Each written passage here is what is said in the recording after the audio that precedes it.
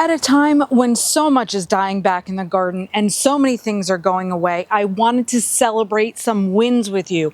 I wanted to celebrate some things that are looking so good. In fact, they didn't even look this good in August.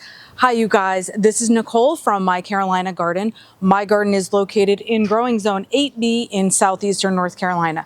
The things I want to show you have flowers, have color. It's like a perfect little surprise during this deep fall that we're in now. And it's not because I'm awesome and I was like, oh my gosh, yeah, I'm gonna make all these things amazing and it's all me. No, it's my garden that is just being amazing with nature. Maybe because the fall has been mild, although here in southeastern North Carolina, our falls are really always mild.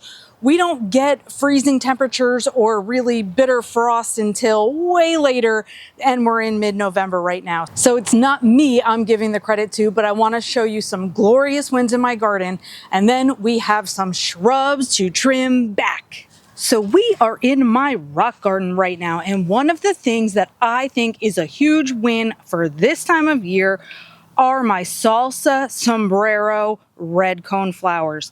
These guys have come back like, hello, it's spring.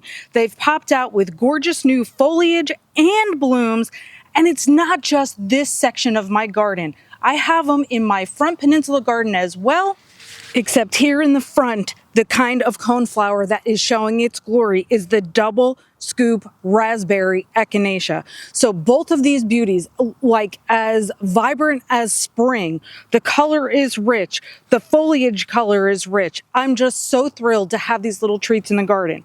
So while I'm showing you this in the peninsula garden, let me show you this, all of my blanket flowers also looking glorious. Now wait, let me step back a moment and talk about the coneflowers. I consider coneflowers to be summer bloomers. That's how I've always thought of them to be. And largely they are drought tolerant and they're pretty darn good even in the heat. However, we do have very humid, hot summers here, and sometimes it can get very wet. This year we did a drought period, then we did a ton of rain period, and everything in the garden has been like all wacky because of it. And it turned out that the wet period that we had, along with our humidity, really caused problems in terms of getting black spot on some plants or the powdery mildew on some plants, and things really started to look icky. Well, anyway, the bounce back here and the blanket flowers for me are not susceptible to disease. I didn't have any black spot or powdery mildew or anything on them. My biggest thing with the blanket flowers is keeping them deadheaded quickly enough that they can rejuvenate and then start to look like this. The deadheading is such a big job for me with the blanket flowers because I have so many. These guys get the seed pods on them that the seeds kind of blow all over the place and they reseed everywhere. So I really do want to stay on top of the deadheading. It's just that I can't always find the time to do it. But this is a second perfect example of amazing resurgence in the fall garden. And once again, it's not only one spot in my garden where the blanket flowers are looking amazing. Back into the rock garden again, and look at this healthy bunch.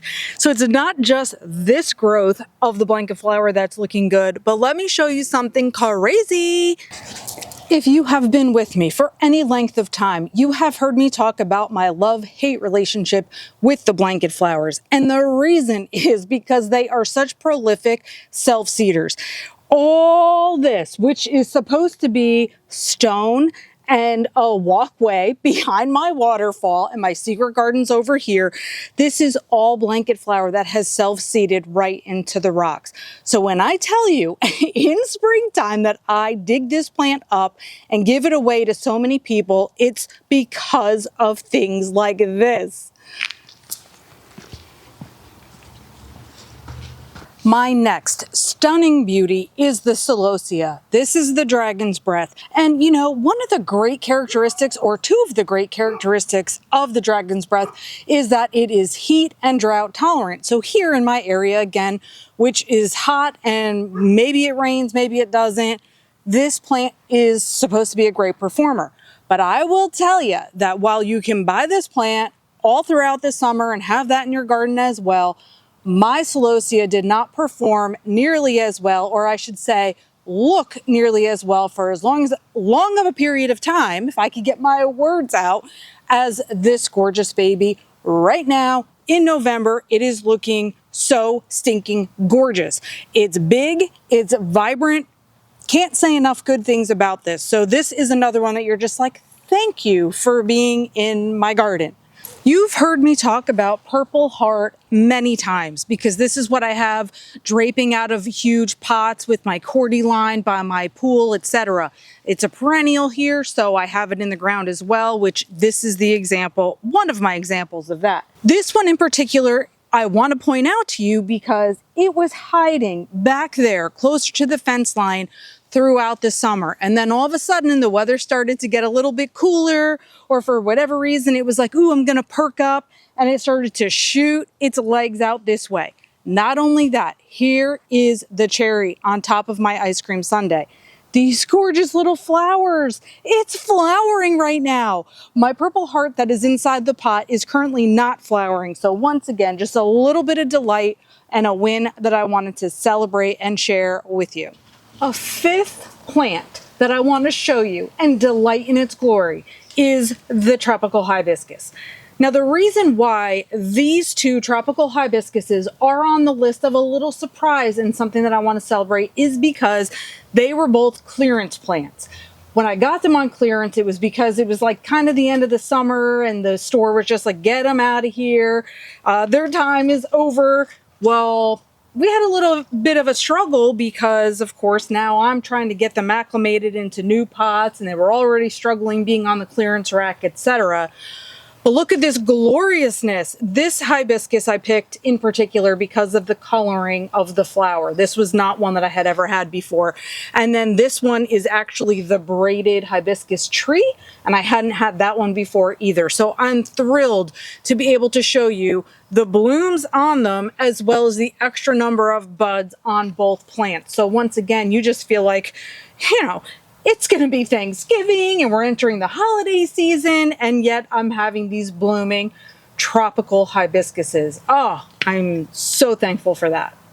I do feel very fortunate to have things blooming still beautifully from the summer, but these aren't going to be pointed out today, the Mandavilla and the canna lilies behind me, simply because they have looked good all summer through. Well, actually, the Mandavilla, definitely 100%. The canna lilies, I did have major problems with the worms on them, but they've rebounded pretty nicely. And so I cut back all the ones that had the leaf damage, and I still have lots of blooms. So that part is fabulous, and I'm thankful for that as well.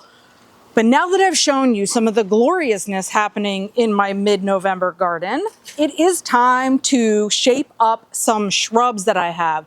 They're evergreen, they're giving me color, but they gotta get in shape right before the holidays. The Sunshine Ligustrum is a gorgeous, gorgeous shrub because of its yellow color. That's why I put it in here as the center focal point of my rock garden. It gets to be 3 to 4 feet wide and about 3 to 6 feet tall. So we're not quite at its tip top of what it could be, but this is a prune as needed shrub. Now it is evergreen for me, as I said before, but the leaves will get a little bit more sparse during the winter time, and then you'll see a resurgence come in the spring. This guy, while I want him to be a little whimsical and fun and not just like a perfectly shaped shrub, it's also getting a little taller than I wanted it to. Some of the branches are sticking out a little too much. So we're able to do this just with clippers and take off the pieces that we don't want. No need for any heavy artillery here for this guy.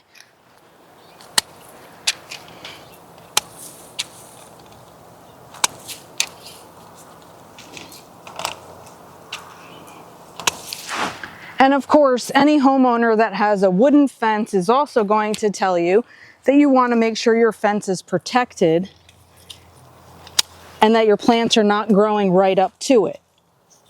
So we need to just clear back some of the branches here as well, just to make sure my fence has some breathing room. And of course that my shrubs and plants are also getting breathing room because we want air to circulate around them. Now, look at this. The growth on the back of the Sunshine Ligustrum is green because this baby is not seeing any sun.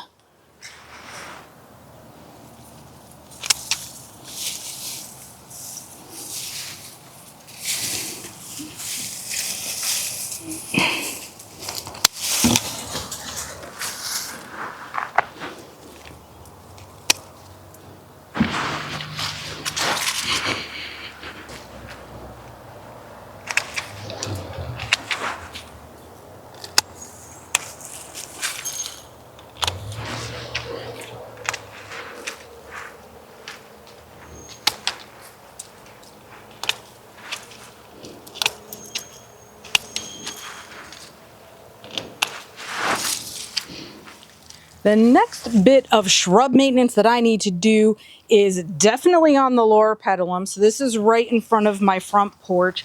And I have to trim these back multiple times in a year because these guys grow really quickly. Now, one of the reasons why lower petalum is gorgeous is because you have the leaves that right now are mostly greenish, but they turn like a purplish color, and then you get those magenta fringe flowers on the lower petalum. So evergreen bushes, they can get large if you don't manage them, and they're flowering. So they're cool to have, but it's time to shape them up a little bit. Now I will need my electric hedge trimmer for those because it's not as simple or as small of a job as the Sunshine Ligustrum.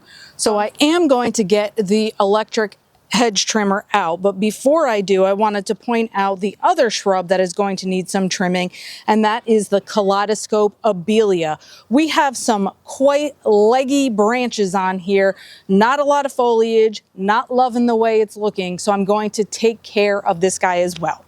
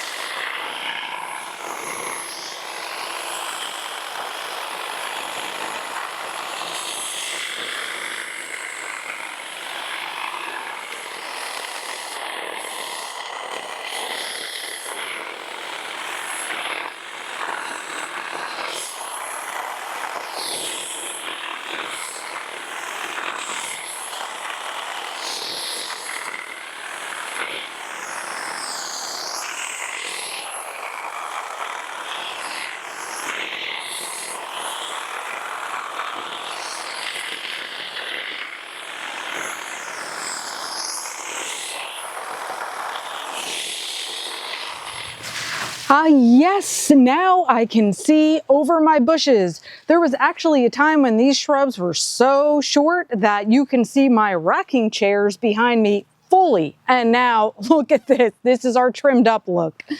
Next, we're hitting the Aelia.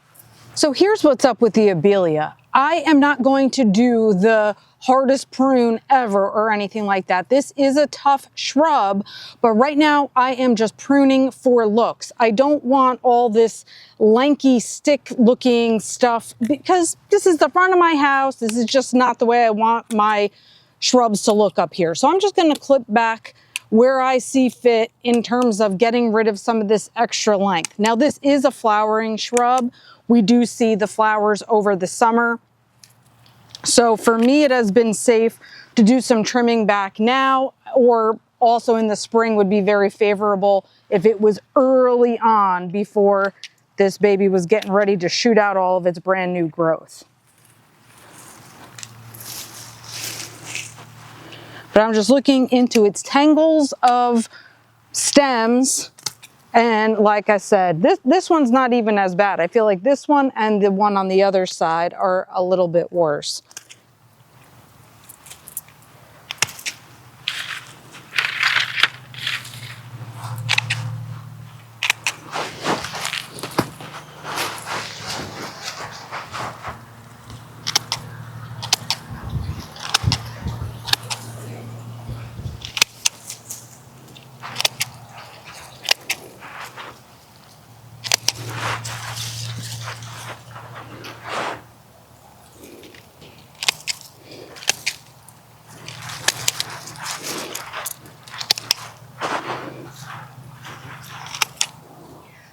Boy, I love refreshing just a little bit, like with this trimming. It just makes things feel so much cleaner before it's time to start hanging holiday lights and all of that kind of stuff. My bushes are going to be in good shape.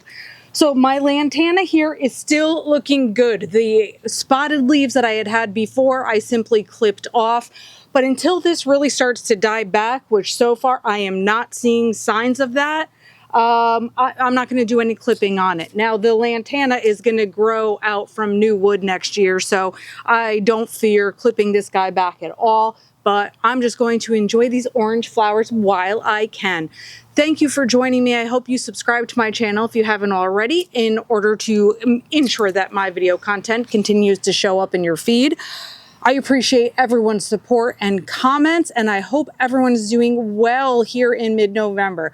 Thanks again for watching, and until next time, happy planting.